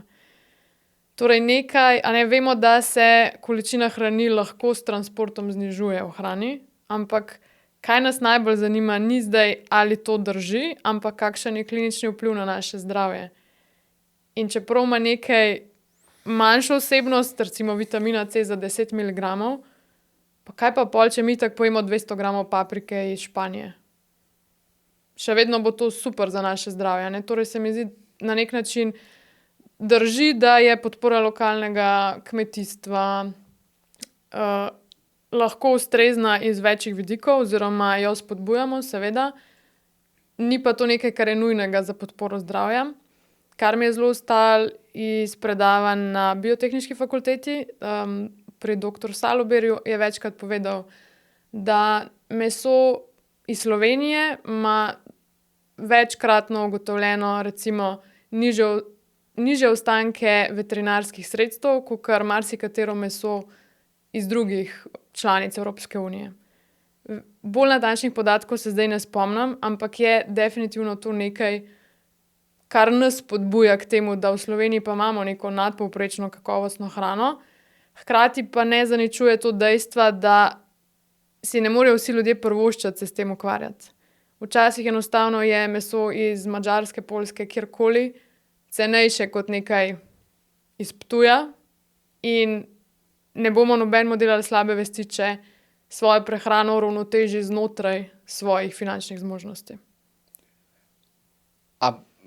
Super si povedala. Lahko dodam, da tudi če je meso iz Madžarske pa iz Poljske, ne pomeni nujno, da bo nekaj kontaminirano ali pa da bo slabše kakovosti generalno. Samo mogoče so v povprečju neke kršitve bolj pogoste v državah, ki si jih omenila, ne? Ampak hkrati pa tudi ne pomeni, da jih v Sloveniji ni. Tukaj bi samo dodala, da sploh ni govora o kršitvah. Večinoma se gre, da so vse te vrednosti pod zgornjo varno mejo oziroma tisto mejo tolerance. Govorimo samo o tem, da so to neki podatki, ki nekako nam dajo vedeti, da v Sloveniji je hrana. Pač smo lahko veseli, da živimo v Sloveniji in smo lahko veseli, če si lahko več slovenske hrane privoščimo. Spet disclaimer, to ni za vse finančno zmožno in vsi, ki delajo ljudem slabo vest, ker ne kupujejo lokalno na tržnici, ne delajo z nekimi pravimi vrednotami v prehrani.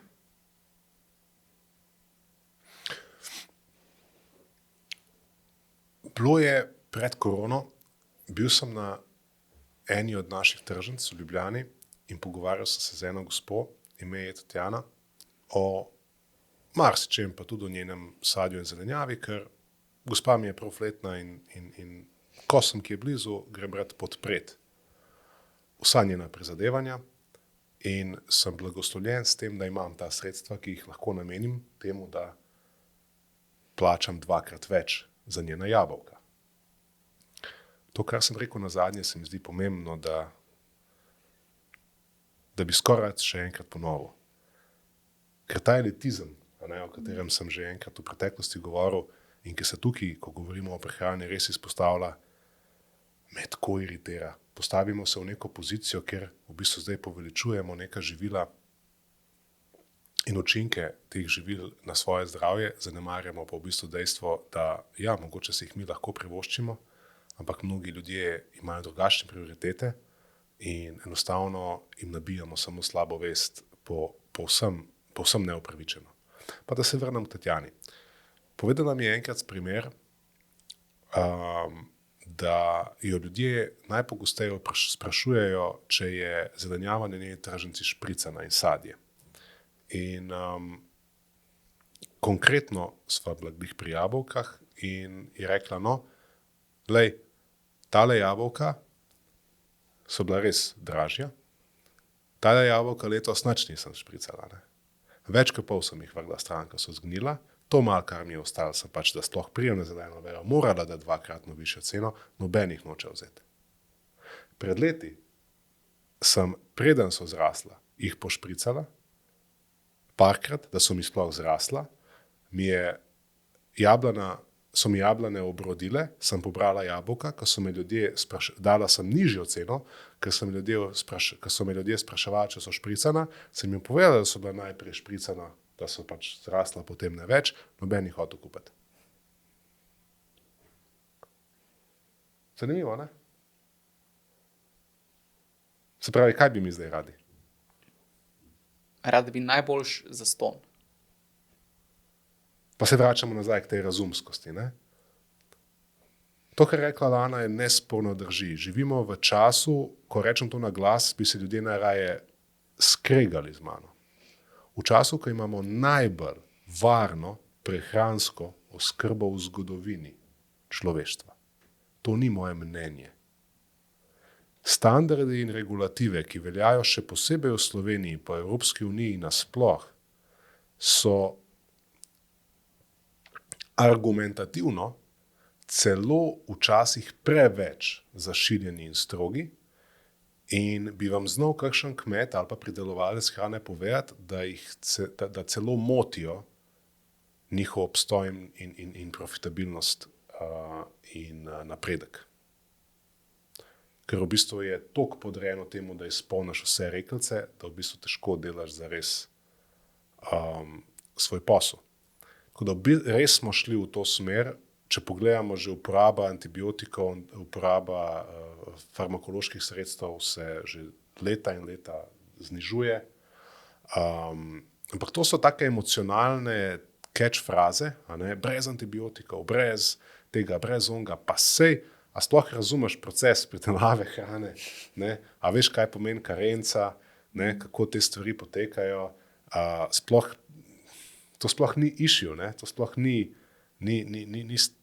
problem, ne? Da vse je stvar izpostavljenosti. Ne? Že tukaj le pijemo vodo. Ne? Če zdaj damo Lani zaspiti v naslednjih 10 minutah, kolikor ta podcast traja, upam, da bomo danes pod 2 urama zaključili. To si me enkrat že dobil, da sem rekel, vse smo počasi proti koncu, pa pol je bilo še 1 ura. Ja. Če damo Lani zaspiti v naslednjih 10 minutah 6 litrov vode, pa je to najbolj naravna H2O substanca, a jo bo kdo rešil od naju? Težko. Reva bo umrla od prekomerne hidriranosti za najbolj naravno substanco, brez vseh aditivov in brez vseh antibiotikov in škodljivcev v njej. Ne? Po drugi strani imamo pa lahko aditive, ki so strogo regulirani, za katere imamo, kot je rekla Lana, določene acceptable daily intake, se pravi, to so zelo strogo regulirane snovi, ki jih Zveza potrošnikov in druge regulative v tej državi redno preverjajo, zato pa imamo skozi sezname odpoklicov in podobno, tega v preteklosti ni bilo, ker se s tem noben ni ukvarjal. Ne? Pa nam spet nič ni prav. Ne? Imamo neko romantično idejo o neki idilični kmetiji, ne vem kje v vesolju, ki prideluje našo idilično, neoporečno hrano in je to nek recept večnega zdravja in trajnosti, ampak resnica je zelo drugačna od tega. Ne? Tako da tudi, če pogledamo literaturo in pogledamo učinke vpliva različnih skupin živil, pa ne recimo zaključim z mlečnimi izdelki, sadjem in zelenjavo, tudi mesninami, če pogledamo recimo to literaturo. To je literatura, ki je bila vedno delana na najbolj konvencionalnih živilih. Saj niso posebej za potrebe raziskovalcev pripravljali najbolj neoporečno možno zelenjavo, ko so preučevali njene učinke na zdravje. Vse bi bilo nerelevantno, Vse bi bilo nerelevantno, ker večina ljudi tega ne je. Se pravi, dostikrat so, po pravilu, so to najbolj, dajmo reči pod navednicami, normalne, se pravi,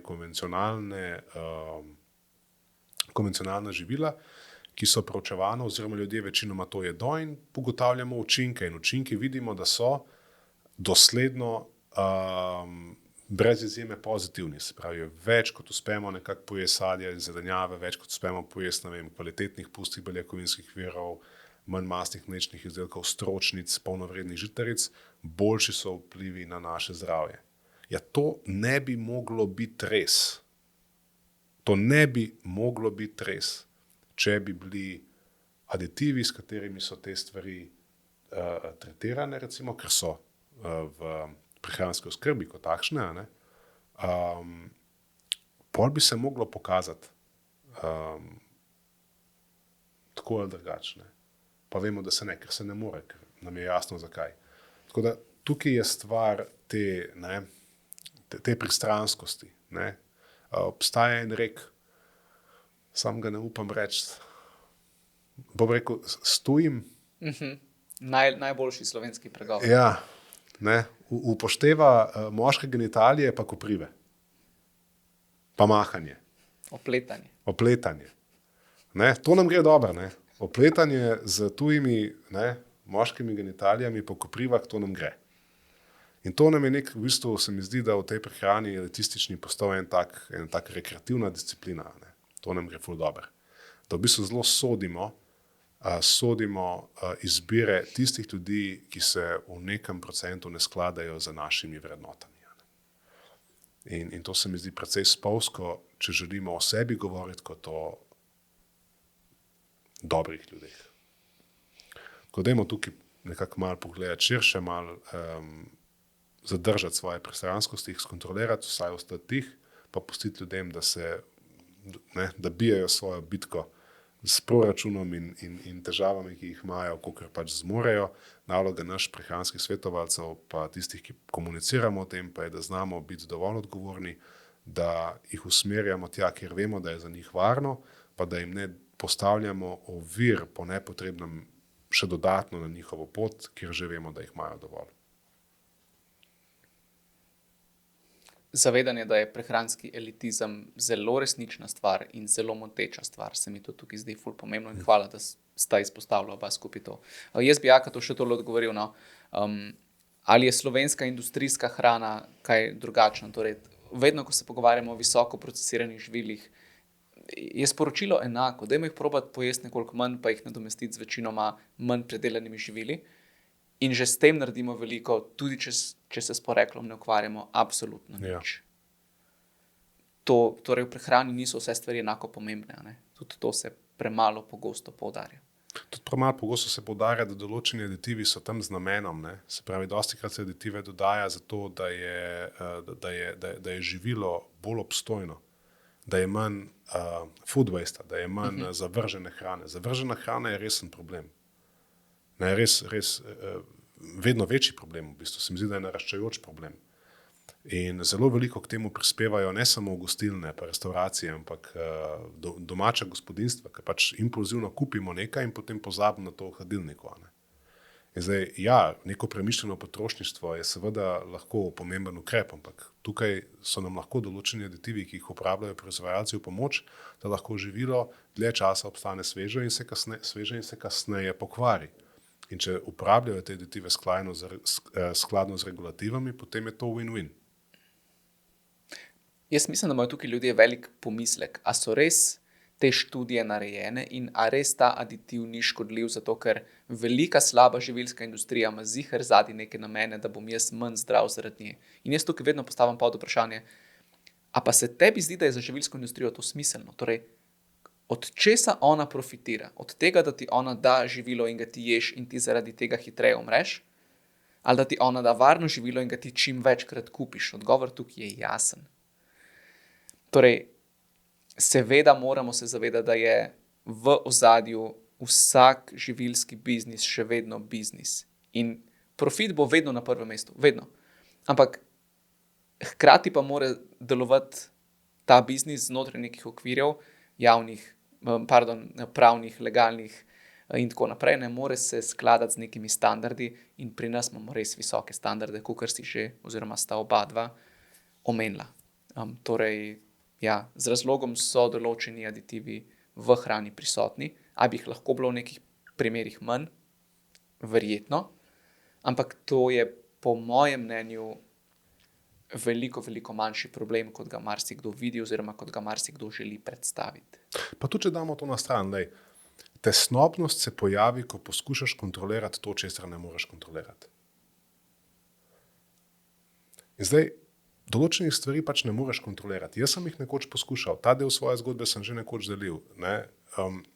hodil sem na en konc Ljubljane po domače meso, na drug konc Ljubljane po nešpricano zelenjavo, v eno trgovino za bioizdelki izbiral živila, ki vsebujejo čim manj aditivov in so brez tega in brez onga, in sem bil zato pripravljen zapraviti polovico svojega dneva, da sem prišel domov, da sem maraton prelaufal, zapravil časa v prometu, stresa, denarja preplačal, in razumete, koliko je to, pa sem bil sam, star fant per, 25-ih, ki nima skrbi v življenju, razen tega, kako bo sfinanciral te svoje nebuloze. Ampak po drugi strani tudi nekih stroškov drugih ni. Ampak ok, pustimo to. Se pravi, zdaj pa si postavil se v vlogo ene, matere, ki poskuša poskrbeti za prehrano svojih otrok, ima 3 lačne, razvijajoče, še onega dosadnega moža, ki ima neke svoje ideje o tem, kaj bi bilo treba jesti. Kako bo zdaj, razumete, kaj je zdaj tukaj? Ne moš kontrolirati, česar ne moš kontrolirati. Enostavno je, nič nikomor to ne koristi, da potem padeš v bistvu v ta primež nekih iracionalnosti, slabe vesti, neuspešnosti, posledično to vodi v neko zagrenjenost, ker je itak vse brez veze, ker ne morem dobiti to, kar je idealno, pa pač si cel nezadovoljen, ker je šel na trgovinsko blitvo. Namesto da bi bil ful hvaležen, ker si dobil porcijo, eno porcijo zeleno-listnate zelenjave, kar je tako 2 palca gor, če uspemo dobiti eno porcijo zeleno-listnate zelenjave, pa magar je to zamrznjena pa trgovinska blitva. Iz Peruja, veš, hey, give me any day. In tukaj je pa grešenje bistva za neke malenkosti.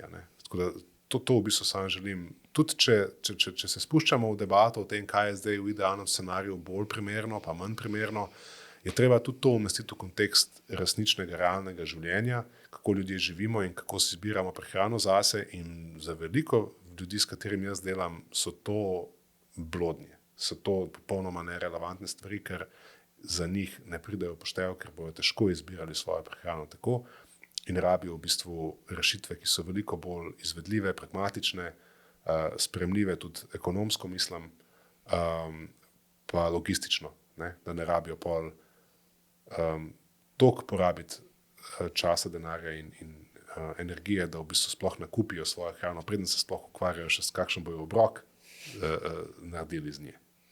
In s tem, kakšen obrok narediti, smo danes že tudi veliko povedali. Lana, zdaj si bila izvzeta malenkost, da bi kaj dodala tej debati?